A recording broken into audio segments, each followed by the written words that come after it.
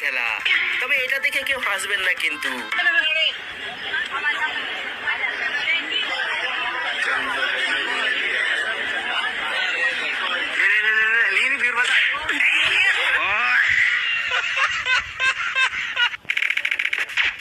এই ভাই তার গার্লফ্রেন্ডকে জিজ্ঞাসা করে কি হানিমুনে তুমি কোথায় যেতে চাও বলো, আমি তোমাকে সেখানে নিয়ে যাব।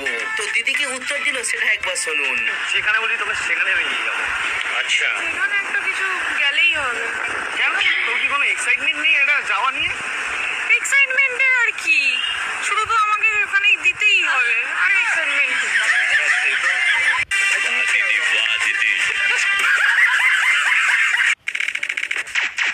আচ্ছা আপনি এখানে দেখে বলুন তো এখানে ভুলটা আসলে কার? স্কুটির ভুল, রাস্তার ভুল, নাকি পেট্রোল পাম্পের? দেখতে পাবেন তিনজন পরই পেট্রোল পাম্পে আসছে। প্রথমে তো স্পিড একদম নর্মাল ছিল, কিন্তু হঠাৎ করে কি জানি কি হয়, সিধা এসে তার বন্ধুকেই ঠুকে দেয়।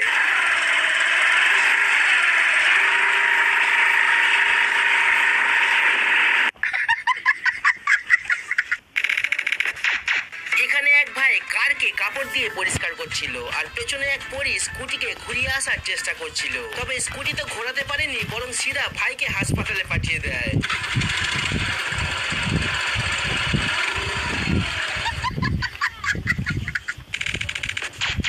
ভাই রিস্ক তো সব জায়গাতেই থাকে। দেখুন এখানে এই কাকু বেশ আরামে বাইক নিয়ে যাচ্ছিল, তখনই হঠাৎ করে এক তার কাটা পরী বাম দিক থেকে সামনে চলে আসে। যাই হোক, কাকু এখানে কোনো রিস্ক না নিয়ে বাইক যদি অন্যদিকে ঘুরিয়ে না দিত, আজ কেলেঙ্কারি হয়ে যেত। এখানে এক ভাই তার গার্লফ্রেন্ডের সাথে বাইকের পেছনে বসে। এবার আপনিই ভাবুন, যে তার কাটা পরি ঠিকভাবে স্কুটি চালাতে পারে না, সে সুপার বাইক কিভাবে চালাবে? কিছু কাণ্ড তো আজ ঘটবেই, তাই না?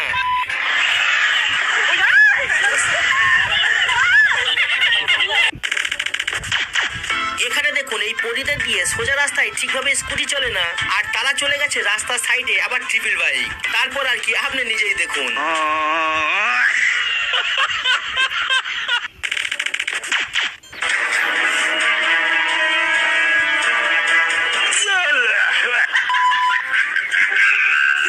এখানে দিদির কোনো ভুল নেই, রাস্তাটাই বোধ হয় ভুল বানিয়েছে ইঞ্জিনিয়ার। কি ঠিক বললাম তো? আপনি বলুন।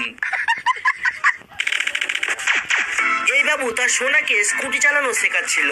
अभी तो रुको, क्लाइमैक्स अभी बाकी। প্রথমে তো ম্যাডাম ঠিকঠাকই চালাচ্ছিল, পরে কি জানি দিদির মধ্যে কোন আত্মা প্রবেশ করে বসে।